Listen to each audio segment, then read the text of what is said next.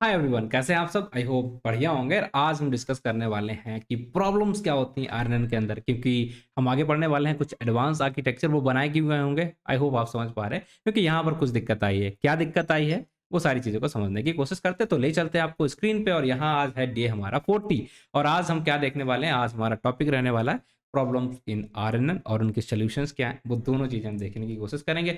अब यहाँ पर आएँगे, ये सारे थ्योरी आपको मिल जाएगी, इसके लिए आप परेशान नहीं होना। अब यहाँ पर हम आज का जो हमारा टॉपिक है, जिसे हम कवर करने वाले हैं, उसे समझने की कोशिश करते हैं। चलिए, अब जैसे कि हम बात करते हैं कि यहाँ पर क्या दिक्कतें हैं आयरन के अंदर, तो उसके लिए हमें थोड़ा-सा ज़रूरत पड़ेगी बैक प्रोपगेशन की। तो आप यहाँ पर देख पा रहे हैं बैक प्रोपगेशन का मतलब क्या होता है। आई होप आपको ये चीज़ तो बिल्कुल पता होगी। बैक प्रोपगेशन का मतलब क्या होता है कि हम लॉस कैलकुलेट करते हैं। आप कहेंगे हाँ, बिल्कुल सही बात है। उसमें वी बाई जो हमारा होता है वो डिपेंडेंट होता है प्रीवियस वैल्यूज़ के ऊपर, और उसके बाद इसी तरीके से डिपेंडेंसीज़ बढ़ती रहती है। और इसके बाद हम देखते हैं कि जो वेट होते हैं हमारे, यहाँ पर एक वेट होता है डब्ल्यूओ, और यहाँ पर एक होता है इनिशियलाइज़, एक होता है वेट आउटपुट, और एक होता है वेट ऑफ हिडन लेयर वाला। तो यहाँ पर हम देखेंगे 3 वेट जिनकी हम बात कर रहे हैं, तो ये वाला वेट एंड ये वाला वेट। ये तीनों वेट हमें अपडेट करने पड़ते हैं। अपडेट करने का फ़ॉर्मूला हमें पता है ऑलरेडी क्या होता है।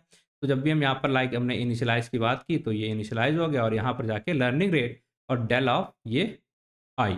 बट हमने क्या देखा था कि ये जब भी हम इसकी बात करते हैं ये, तो इसके लिए हमें बहुत ही कॉम्प्लेक्स सा एक हमने लास्ट क्लास में देखा था बैक प्रोपगेशन के लिए। हम एक काम करते हैं, हम एक काम करेंगे, और हम इस चीज़ को यहाँ से कॉपी करते हैं और नीचे लेके चलते हैं, क्योंकि ये हमें यूज़ करना है आगे, ठीक है? तो इसे नीचे लेके चलते हैं लाइक इधर, ये, ठीक है? आई होप आप यहाँ पर देख पा रहे हो। क्या देखने को मिल रहा है कि हमने देखा था कि ये वैल्यू है, अगर हम इसका डेरिवेटिव निकालते हैं लाइक i का, तो ये किस तरीके से आया था हमारे पास L, और L किस पे डिपेंड करता है y किस पे डिपेंड करता है। हमने फिर इसे कन्वर्ट कर लिया था O के फॉर्म में कि i की वैल्यू अगर 3 है, तो हम यहाँ 3 रखेंगे, तो हमें वापस जाना पड़ता है। एग्ज़ाम्पल देते हैं, आपको समझाते हैं। लाइक अगर हमें ये निकालना था लाइक वेट ऑफ i, तो हमने क्या देखा था पहले L डिपेंडेंट बाय y, और उसके बाद हम यहाँ पर वैल्यू को डालते हैं कि कौन किस पे डिपेंडेंट है। तो लेट्स सपोज़ अगर हमारी ये वैल्यू यहाँ पर कितना है, ये 3 है, तो हमने क्या कहा था, ये y किस पे डिपेंडेंट करोगा भैया, हमारा O पे। अब O की वैल्यू हमने अगर 3 मानी है, तो क्या करेंगे, पहले हम यहाँ से 1 से लेके वैल्यू डालेंगे। 1 का मतलब है, तो 1 करने के लिए हमें पहले 3 वाला आउटपुट पता होना चाहिए, 3 के लिए हमें 2 वाला पता होना चाहिए, 2 के लिए हमें 1 वाला आउटपुट पता होना चाहिए। यहाँ पर वैल्यू डालते हैं तो उतने, और ये वैल्यू हमारी बढ़ती चली जाएँगी। फिर लास्ट में जो हमारा 1 आ जाएगा, फिर हमारा आ जाएगा answer 1 O1 dependent on WI। तो यहाँ पर आपने देखा, अगर सिर्फ हमारी इसकी वैल्यू कितनी थी, 3, तो 3 होने की वजह से यहाँ पर इंटरनल में इतने हमारे बनते हैं। तो ये पूरा एक बहुत ही अंदर कॉम्प्लेक्स सा प्रोसेस यहाँ पर बन रहा है। तो इससे होगा क्या, ये समझाने की कोशिश करें। तो आपको बस इमेजिन करना है सिर्फ कितना, कि अगर ये हमारी आई की वैल्यू हो गई यहाँ पर, वो ये हमने यहाँ पर वैल्यू ली थी ना, लाइक के की वैल्यू कितनी हो गई, 3 की जगह हो गई 100। तो अब देखो आपको आउटपुट कितने मिलेंगे। 3 था तो हमारा आउटपुट कितना मिल रहा था यहाँ पर, इतना। तो अगर 3 होंगे, तो यहाँ से आप शुरू करोगे पहले 100 के लिए, 99 के लिए, और मल्टीप्लाई करते-करते आप 1 पे आओगे। उसके बाद आपको ये कुछ आउटपुट इस तरीके से मिलेगा, del of O1 with respect to W1, इस तरीके से। तो आप देख पा रहे हैं क्या, अंदर इतनी ज़्यादा यहाँ पर वैल्यूज़ हमारी हैं। अब इनकी वजह से क्या होगा, तो आप थोड़ा-सा सोच के देखिए, हम यहाँ पर क्या यूज़ कर रहे हैं? एक एक्टिवेशन फंक्शन हम इसके लिए कौन-सा यूज़ करते हैं, हमें पता है। बैक प्रोपगेशन, या यहाँ पर हम एक्टिवेशन फंक्शन कौन-सा यूज़ करते हैं, 10h। 10h की रेंज क्या होती है, -1 से 1। अब ये हमारी बहुत बहुत बड़ी वैल्यू तो नहीं है। अब यहाँ पर लर्निंग डेट और 10h के मल्टीप्लाई होने से, अगर ये छोटी वैल्यू उसने किसी भी वैल्यू की छोटी आ गई, लेट्स सपोज़ ऐसा वैल्यू आ गया। अब सोचो ये कितनी बार मल्टीप्लाई होंगे सारी चीज़ें? 100 टाइम। तो आप सोचो, अगर इसको 100 टाइम मल्टीप्लाई कराओगे, तो ये वैल्यू कितनी टाइम, ये तो हमने यहाँ पर लिखा 100 से मल्टीप्लाई नहीं, 100 टाइम्स होगा ये, ठीक है? अब ये 100 टाइम मल्टीप्लाई कराओगे, तो ये कितनी छोटी वैल्यू बन जाएगी। अगर ये वैल्यू इतनी छोटी होगी, तो हमारा यहाँ पर प्रॉब्लम आ जाएगी वैनिशिंग ग्रेडियंट की। आई होप आप ये ध्यान कर पा रहे हैं, क्योंकि यही प्रॉब्लम हमारी उसके अंदर भी देखने को मिल रही थी। तो ये हो गई हमारी प्रॉब्लम नंबर 1, वैनिशिंग ग्रेडियंट। क्योंकि 10h एक छोटा रेंज होता है, इसकी वैल्यू हमारी -1 से 1 के बीच में होंगी, और अगर ये छोटी वैल्यू से मल्टीप्लाई हो गया, तो फिर उसमें 100 टाइम्स या 30 टाइम, 50 टाइम मल्टीप्लाई होने की वजह से वो और छोटी हो जाएगी। वैनिशिंग ग्रेडियंट की प्रॉब्लम हमारी यहाँ पर आ जाएगी। इतना आई होप आपको समझ में आ गया होगा। आया क्या? यहाँ तक किसी को कुछ दिक्कत है? अगर है तो जस्ट बता दीजिए आप। ठीक है।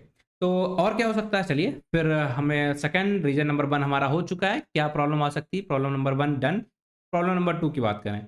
इसी केस में आपको ये भी पता है कि अगर ठीक है 10h है, तो यहाँ पर वैल्यू तो -1 के 1 ही रहेगी, इससे ज़्यादा तो नहीं आएगी, तो एक्सप्लोडिंग नहीं आएगा, आप ऐसे सोचोगे। बट एक और पैरामीटर होता है ना हमारा लर्निंग रेट। अब लर्निंग रेट अगर हमारा बड़ा-घटा हो गया, मतलब थोड़ा-सा बड़ा भी, अगर थोड़ा भी बड़ा लर्निंग रेट हो गया, तो उसमें आप पता है कि अगर एक बार भी ये वैल्यू 1 से बड़ी हो गई, फिर अगर हम इसे मल्टीप्लाई कराते रहेंगे बड़ी वैल्यू से, लेट्स सपोज़ ये 1 के ऊपर आ गई किसी भी तरीके से, 1 से छोटी रहेगी तब तो दिक्कत नहीं आएगी, बट 1 से 1.1 भी आ गई, तो आप देखो यहाँ पर 100 टाइम अगर आप इसको मल्टीप्लाई कराओगे, तो ये वैल्यू कितनी बड़ी हो सकती है और इसकी वजह से जो प्रॉब्लम क्रिएट होगी, वो प्रॉब्लम हमारी होती है exploding exploding gradient.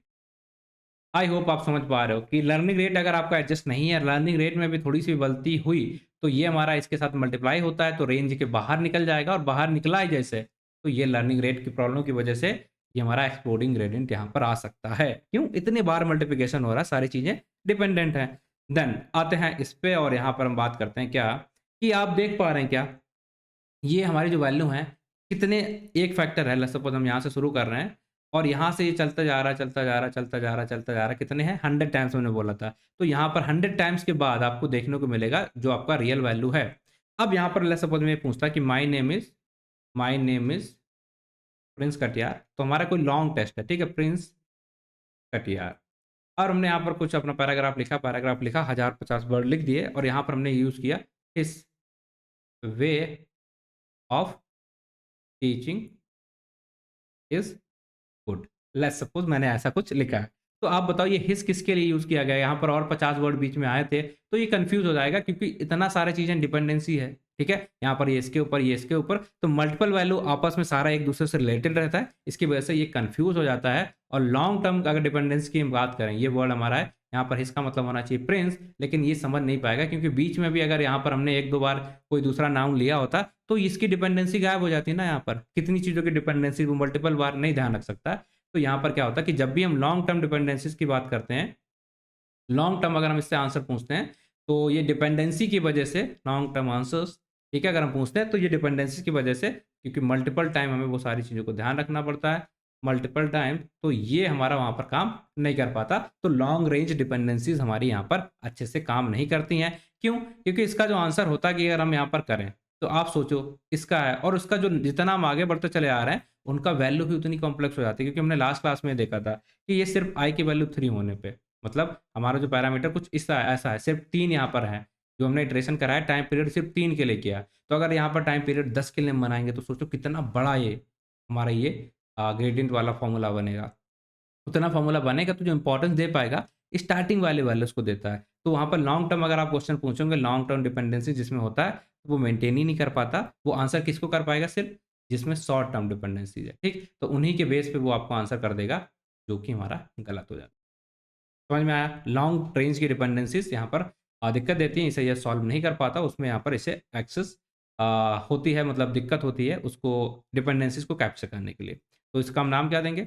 Long range, long term, ठीक है? Long term a, difficulty in capturing difficulty difficulty capturing long term dependencies, long term dependencies. I hope that is clear, ठीक है? आपको समझ में आ गया होगा। चलिए 3 हमने देख लिए, ठीक है? चौथी, प्रॉब्लम नंबर चौथी हमारे यहाँ पर क्या आ जाएगी कि आपको पता है क्या कि इसमें जो भी हमारा रिलेशन रहते हैं सारी चीज़ों के, वो कैसे रहते हैं आपस में? आउटपुट रिलेटेड रहता है कि अगर इसको हमें चाहिए आउटपुट, तो इसके लिए हमें ये पता होना चाहिए, ये चाहिए तो इसका मतलब ये पता होना चाहिए, ये चाहिए तो इसका मतलब ये पता होना चाहिए। मतलब प्रीवियस वाला स्टेप हमारा हमेशा इम्पोर्टेंट होता है, तो प्रीवियस वाला स्टेप इम्पोर्टेंट है, तो क्या हम यहाँ पर कोई भी पैरेलल टास्क कर सकते हैं क्या? कि 100 इटरेशन करने हैं मान लो, 100 टाइम पीरियड के लिए करने हैं, तो क्या हम काम कर सकते हैं पैरेलल? नहीं कर सकते क्योंकि यहाँ पर जो सीक्वेंस है हमारा, सीक्वेंशियल डाटा है। तो इसको करने के लिए हमें क्या चाहिए? इसकी इन्फॉर्मेशन चाहिए। इसको करने के लिए हमें ये पता होना चाहिए। तो तब तक हमारे सिस्टम को वेट करना पड़ेगा।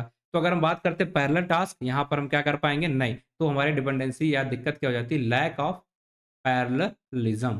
क्यों? क्योंकि डिपेंडेंट है सारे आउटपुट। एक आउटपुट के लिए हमें इसके पहले वाला आउटपुट पता होना चाहिए, अगर जब तक पहला नहीं पता, तब तक हमें वेट करना पड़ेगा। तो पैरेललिज़्म हम यहाँ पर नहीं कर सकते हैं। अब इसकी वजह से एक और चीज़ यहाँ पर हमारी क्रिएट हो सकती है कि इतना ज़्यादा है ये, अगर इस लेवल पे हमें वेट करना पड़ता, तो जो कॉम्पिटिशनली, मतलब ज़्यादा सी बात है, आपको समझ में आएगा कि इतना टास्क होने के बाद हमें आंसर मिलेगा, तो ये टाइम भी ज़्यादा लेगा। पैरेललिज़्म नहीं हो रही तो टाइम भी ज़्यादा जाएगा, और टाइम भी ज़्यादा जाएगा तो ये हमारा हो गया कंप्यूटेशनली एक्सपेंसिव। थोड़ा-सा ये एक्सपेंसिव भी हो जाएगा, मतलब टाइम भी जा रहा, कॉस्ट भी हमारे पास यहाँ पर ज़्यादा हमें लगानी पड़ रही। तो ये हमें हो गई depend problem number 5। Computationally expensive हो जाएगा, टाइम हमारा ज़्यादा लगेगा, पहला टास्क यहाँ पर हो नहीं सकते। कितनी होंगी 3। उसके बाद हमने क्या देखा, लॉन्ग रेंज डिपेंडेंसीज़ को ये कैप्चर नहीं कर पा रहा है। वैनिशिंग ग्रेडिएंट यहाँ पर आ सकती है, एक्सप्लोडिंग ग्रेडिएंट यहाँ पर प्रॉब्लम आ सकती है। तो प्रॉब्लम ही प्रॉब्लम है भाई, इतनी सारी प्रॉब्लम है क्या इसमें? अभी तक तो यही अच्छा लग रहा था, लेकिन हाँ, इसमें प्रॉब्लम है। इसीलिए हमें क्या करना पड़ा, कुछ और सोचना पड़ेगा, क्योंकि दिक्कतें हैं, ठीक है? यूज़ केस हम करते हैं बट दिक्कतें हैं, ठीक है? चलिए। तो दिक्कतें तो हमने बता दी, आपको कितनी बताई दिक्कतें, आई थिंक 6 दिक्कतें आपको बताई हैं। एक बार अगर आप लिखना चाहेंगे तो पहली बात तुम्हारा पहला दिक्कत, दूसरा, तीसरा, चौथा, 5वां एंड छठा, ठीक है? 6 क्या हो जाएगा हमारा एक्सपेंसिव, ठीक है? शॉर्ट में लिखेंगे, पूरा नहीं लिख रहे हैं, पूरा आप देखिएगा। एक्सपेंसिव हो गया, टाइम का इश्यू हो जाएगा हमारा, और पैरेललिज़्म की हमने बात की थी, पैरेललिज़्म यहाँ पर नहीं हो पाएगा। और चौथा यहाँ पर लॉन्ग रेंज की हमने बात की थी, लॉन्ग रेंज। और इसके अलावा 5वां हो जाएगा हमारा एक्सप्लोडिंग, एक्सप्लोडिंग। और 5वां हो जाए, पहला हो जाएगा वैनिशिंग, ठीक है? वैनिशिंग। ये इतनी सारी प्रॉब्लम आपको यहाँ पर देखने को मिलेंगी। I hope that is clear to you, इसमें आपको कोई दिक्कत नहीं है, बहुत ही कमाल की चीज़ें हैं, बहुत ही अच्छी क्लास चल रही है, ठीक है? चलो, अब बात करते हैं क्या इनका कोई सॉल्यूशन है, क्या करेंगे? अगर इतनी समस्याएँ हैं तो हमने पढ़ाया क्यों हमें? देखिए, इसे पढ़ाया इसलिए ताकि आगे की जो एडवांस आर्किटेक्चर है वो आप समझ पाओ। अगर आपको यही नहीं पता होगा तो आगे की चीज़ें चल कैसे नहीं समझ पाओगे, इसलिए पढ़ना भी इसे ज़रूरी पड़ जाता। आपके लिए थोड़ा-सा बैड लक है।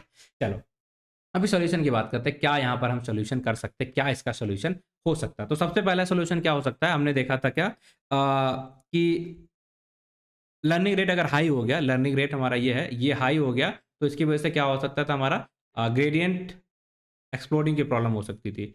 इसका कोई सॉल्यूशन है? हाँ, इसके लिए सॉल्यूशन हमारा ये होता है कि आप यहाँ पर कर दो, एक टॉपिक होता है जिसे हम बोलते हैं ग्रेडिएंट क्लिपिंग। ये एक हमारा कॉन्सेप्ट होता है, ग्रेडिएंट क्लिपिंग। अब इसमें क्या कर सकते हैं कि एक थ्रेशोल्ड वैल्यू सेट करके रख देते हैं कि इसके पार वैल्यू जानी ही नहीं चाहिए। अगर आ भी रही है तो वहीं पे रुक जानी चाहिए, अंदर नहीं जाएगी। तो अगर ये वैल्यू क्रॉस ही नहीं करेगी तो हमारा एक्सप्लोडिंग ग्रेडिएंट होगा नहीं, तो हमारे एक डिपेंडेंसी हम बोलेंगे, एक दिक्कत जो थी, एक प्रॉब्लम थी, हमारी सॉल्व हो जाएगी इस कॉन्सेप्ट का यूज़ करके, ग्रेडिएंट क्लिपिंग। आई होप ये कॉन्सेप्ट आपको पता होगा, ठीक है? चलिए, सेकंड, यहाँ पर हम कर सकते हैं क्या, वेज नॉर्मलाइजेशन। आई होप इसका भी मतलब आपको पता होगा। बहुत ही कॉमन टेक्निक है जिसका यूज़ करके हम रोकते हैं, चाहे हम वैनिशिंग ग्रेडिएंट की बात करें और चाहे हम एक्सप्लोडिंग ग्रेडिएंट की बात करें, दोनों को ही रोकने में इसका बहुत ही अच्छा रोल रहता है और ये बहुत अच्छे से काम भी करता है।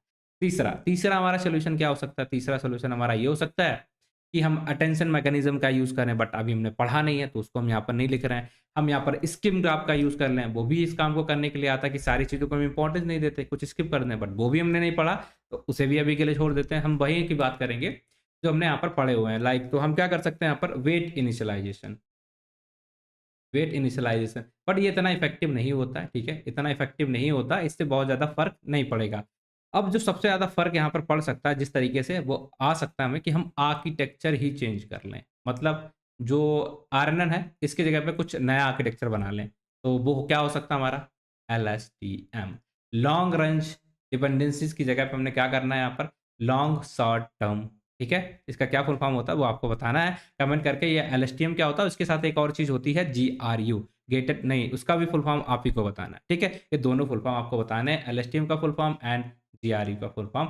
ऐसे आर्किटेक्चर्स का हम यूज़ करते हैं जिसमें जो भी अभी तक हमें प्रॉब्लम मिल रही थी, इनका हम सॉल्यूशन यहाँ पर बता रहे हैं, ठीक है? हमने नया आर्किटेक्चर भी यूज़ किए, और आप थोड़ा बहुत अगर इश्यू आ रहा है तो आप इन टेक्निक्स का भी यूज़ कर सकते हैं, like gradient clipping, batch normalization, weight initialization. फिर एडवांस में भी और टॉपिक्स हमारे आते हैं, लाइक अटेंशन मैकेनिज्म भी होता है, स्किप भी होता है, वो भी हमने पढ़े नहीं तो उनको हम यहाँ पर ऐड नहीं कर रहा है। तो आई होप चीज़ें आपको समझ में आ रही हैं। हम लर्निंग रेट को भी हैंडल कर सकते हैं, ठीक है? लर्निंग रेट को भी हैंडल कर सकते हैं। तो ये कुछ तरीके हैं जिनका यूज़ करके हम ये सारी चीज़ें करते हैं। आई होप कि चीज़ें आपको समझ में आई होंगी, आपको कोई डाउट, दिक्कत, परेशानी नहीं आई। तो अगली क्लास हमारी किस चीज़ की है, एलएसटीएम की, कि वहाँ पर हम क्या करने वाले हैं, कैसे पढ़ते हैं, सारी चीज़ें बताने वाले हैं। तो आज के लिए बस इतना है, बाकी मिलते हैं आपसे अगली वीडियो में, तब तक के लिए take care, bye bye. Thank you for watching the video.